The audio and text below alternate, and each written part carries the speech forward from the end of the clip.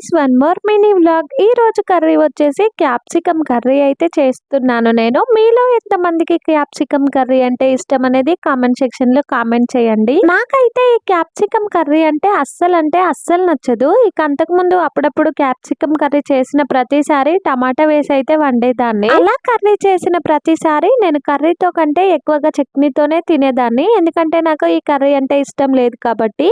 ఇక ఈ రోజు అయితే కొంచెం డిఫరెంట్ గా అయితే వండుతున్నాను. పచ్చిమిర్చి అయితే వేసి వండుతున్నాను. చాలా అంటే చాలా బాగుంది టేస్ట్ వచ్చేసి. ఇక కొంతమంది అయితే క్యాప్సికమ్ పెసరపప్పు అలా వండుకుంటారు, ఇంకొంతమంది అయితే టమాటా క్యాప్సికమ్ వండుకుంటారు.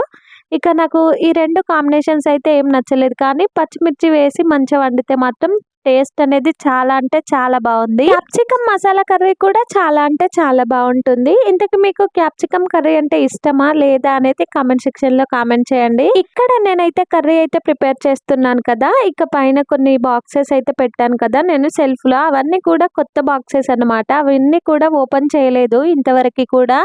వాడుదాము అని చెప్పేసి తీసాము, ఇక సెల్ఫ్ లో అయితే పెట్టేసాం, కానీ ఇంకా ముహూర్తం అయితే రావట్లేదు వాటికి వాడడానికి. ఇక ఫైనల్ గా కర్రీ చేయడం అయితే కంప్లీట్ అయిపోయింది. కర్రీ టేస్ట్ అయితే చాలా అంటే చాలా బాగుంది.